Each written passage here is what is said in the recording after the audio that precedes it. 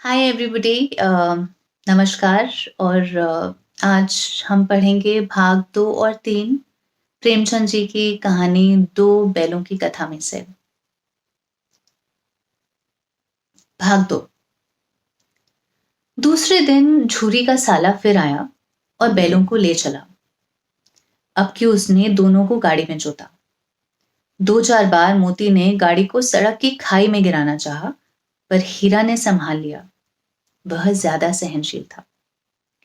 संध्या के समय घर पहुंचकर दोनों को मोटी रस्सियों में बांधा और कल की शरारत का मजा चखाया। फिर वही सूखा भूसा डाल दिया। अपने दोनों बैलों को खली चूनी सब कुछ दी। दोनों बैलों का ऐसा अपमान कभी ना हुआ था। झूरी इन्हें फूल की झड़ी से भी ना छूता था। उसकी टिटकार पर दोनों उड़ने लगते थे। यहां मार पड़ी। आहत सम्मान की व्यथा तो थी ही, उस पर मिला सूखा भूसा। नाद की तरफ आंखें तक न उठाई। दूसरे दिन गया ने बैलों को हल में जोता, पर इन दोनों ने जैसे पांव ना उठाने की कसम खा ली थी। वह मारते मारते थक गया, पर दोनों ने पांव ना उठाया। एक बार जब उस निर्दयी ने हीरा की नाक पर खूब डंडे जमाए तो मोती का गुस्सा काबू से बाहर हो गया। हल लेकर भागा। हल, रस्सी, जुआ, जोत सब टूट टाट कर बराबर हो गया। गले में बड़ी बड़ी रस्सियां ना होती तो दोनों पकड़ाई में ही ना आते। हीरा ने मूक भाषा में कहा, भागना व्यर्थ है। मोती ने उत्तर दिया, तुम्हारी तो इसने आज जान ही ले ली थी। अब की बड़ी मार पड़ेगी। पढ़ने दो। बैल का जन्म लिया है तो मार से कहां तक बचेंगे। गया 2 आदमियों के साथ दौड़ा आ रहा था। दोनों के हाथों में लाठियां हैं। मोती बोला, कहो तो दिखा दूं कुछ मजा में भी। लाठी लेकर आ रहा है। हीरा ने समझाया, नहीं भाई, खड़े हो जाओ। मुझे मारेगा तो मैं भी एक दो को गिरा दूंगा। नहीं, हमारी जाति का यह धर्म नहीं है। मोती दिल में ऐंठ कर रह गया। गया आ पहुंचा और दोनों को पकड़कर ले चला। कुशल हुई कि उसने इस वक्त मारपीट न की, नहीं तो मोती भी पलट पड़ता। उसके तेवर देखकर गया और उसके सहायक समझ गए कि इस वक्त टाल जाना ही मसलहत है। आज दोनों के सामने फिर वही सूखा भूसा लाया गया। दोनों चुपचाप खड़े रहे। घर के लोग भोजन करने लगे। उस वक्त छोटी सी लड़की 2 रोटियां लिए निकली और दोनों के मुंह में देकर चली गई। उस एक रोटी से इनकी भूख तो क्या शांत होती, पर दोनों के हृदय में मानो भोजन मिल गया। यहां भी किसी सज्जन का वास है। लड़की भैरों की थी। उसकी मां मर चुकी थी। सौतेली मां मारती रहती थी, इसलिए इन बैलों से उसे एक प्रकार की आत्मीयता हो गई थी। दोनों दिन भर जोते जाते, डंडे खाते, अड़ते। शाम को थान पर बांध दिए जाते और रात को वही बालिका उन्हें 2 रोटियां खिला जाती। प्रेम इस प्रसाद की यह बरकत थी कि 2-2 गाल सूखा भूसा खाकर भी दोनों दुर्बल न होते थे। मगर दोनों की आंखों में, रोम रोम में विद्रोह भरा हुआ था। एक दिन मोती ने मूक भाषा में कहा, अब तो नहीं सहा जाता हीरा। क्या करना चाहते हो? एक आध को सींगों पर उठाकर फेंक दूंगा। लेकिन जानते हो, वह प्यारी लड़की जो हमें रोटियां खिलाती है, उसी की लड़की है जो इस घर का मालिक है। यह बेचारी अनाथ ना हो जाएगी? तो मालकिन को ना फेंक दो, वही तो उस लड़की को मारती है। लेकिन औरत जात पर सींग चलाना मना है, यह भूले जाते हो। तुम तो किसी तरह निकलने ही नहीं देते। बताओ, तुड़ाकर भाग चले? हाँ, यह मैं स्वीकार करता, लेकिन इतनी मोटी रस्सी टूटेगी कैसे? इसका एक उपाय है। पहले रस्सी को थोड़ा सा चबा लो, फिर एक झटके में जाती है। रात को जब बालिका रोटियां खिलाकर चली गई, दोनों रस्सियां चबाने लगे, पर मोटी रस्सी मुंह में ना आती थी। बेचारे बार बार जोर लगाकर रह जाते थे। सहसा घर का द्वार खुला और वही बालिका निकली। दोनों सिर झुकाकर उसका हाथ चाटने लगे। दोनों की पूंछें खड़ी हो गई। उसने उनके माथे सहलाए और बोली, खोल देती हूं। चुपके से भाग जाओ, नहीं तो यहां लोग मार डालेंगे।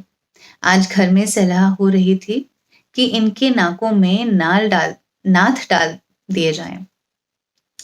उसने गराव खोल दिया, पर दोनों चुपचाप खड़े रहे। हीरा ने कहा, चलें तो, लेकिन कल इस अनाथ पर आफत आ जाएगी। सब इसी पर संदेह करेंगे। सहसा बालिका चिल्लाई, दोनों फूफा वाले बैल भागे जा रहे हैं। ओ दादा, दोनों बैल भागे जा रहे हैं, जल्दी दौड़ो। गया हड़बड़ाकर भीतर से निकला और बैलों को पकड़ने चला। वे दोनों भागे। गया ने पीछा किया और भी तेज हुए। गया ने शोर मचाया। फिर गांव में कुछ आदमियों को भी साथ लेने के लिए लौटा। दोनों मित्रों को भागने का मौका मिल गया। सीधे दौड़ते चले गए, यहां तक कि मार्ग का ज्ञान न रहा। जिस परिचित मार्ग से आए थे उसका यहां पता न था। नए नए गांव मिलने लगे। तब दोनों एक खेत के किनारे खड़े होकर सोचने लगे, अब क्या करना चाहिए। हीरा ने कहा, मालूम होता है राह भूल गए। तुम तो बेतहाशा भागे, वहीं उसे मार गिराना था। उसे मार गिराते तो दुनिया क्या कहती, वह अपना धर्म छोड़ देता। लेकिन हम अपना धर्म क्यों छोड़े। दोनों भूख से व्याकुल हो रहे थे। खेत में मटर खड़ी थी, चलने लगे। रह रहकर आहट ले लेते थे, कोई आता तो नहीं है। जब पेट भर गया, दोनों ने आजादी का अनुभव किया तो मस्त होकर उछलने कूदने लगे। पहले दोनों ने डकार ली, फिर सींग मिलाए और एक दूसरे को ठेलने लगे। मोती ने हीरा को कई कदम हटा दिया, यहां तक कि वह खाई में गिर गया। तब उसे भी क्रोध आया, संभल कर उठा और फिर मोती से भिड़ गया। मोती ने देखा खेल में झगड़ा हुआ जाता है तो किनारे हट गया। भाग 3। अरे यह क्या, कोई सांड देखता चला आ रहा है। हाँ हाँ, सांड ही है। वह सामने आ पहुंचा। दोनों मित्र बगले झांक रहे थे। सांड पूरा हाथी है।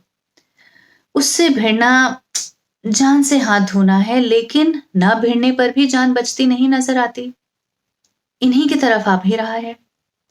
इतनी भयंकर सूरत है। मोती ने मूक भाषा में कहा, बुरे फंसे, जान बचेगी, कोई उपाय सोचो।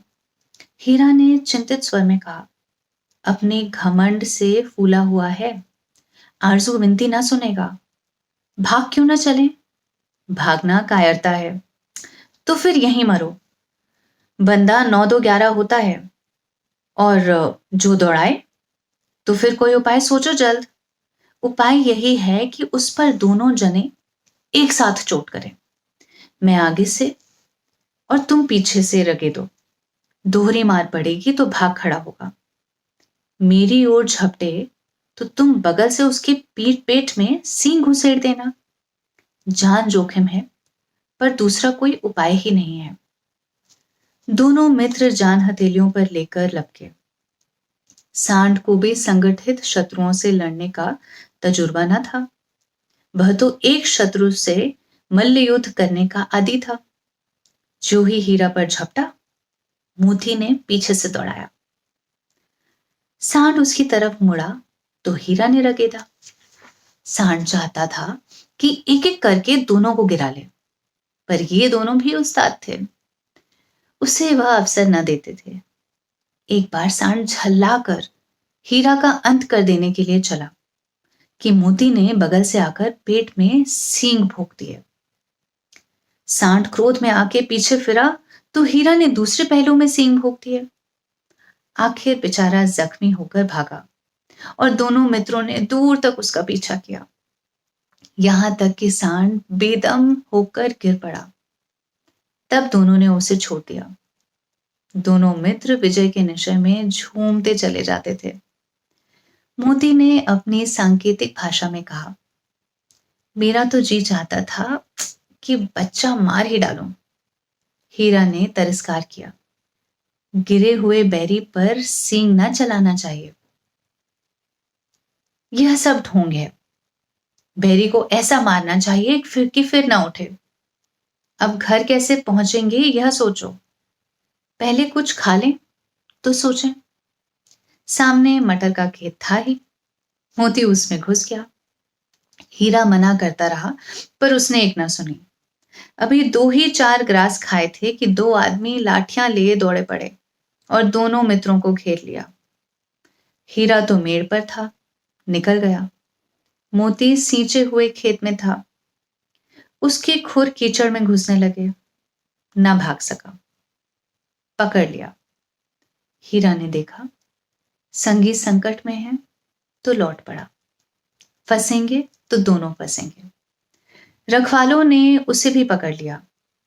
प्रातःकाल दोनों मित्र कांजी हौस में बंद कर दिए गए। That's it for today. कल मिलते हैं भाग 4 और 5 के साथ। I hope you are enjoying the story. आपको कहानी सुनने में मजा आ रहा होगा। कमेंट करिए और प्लीज मुझे बताइए। Thank you.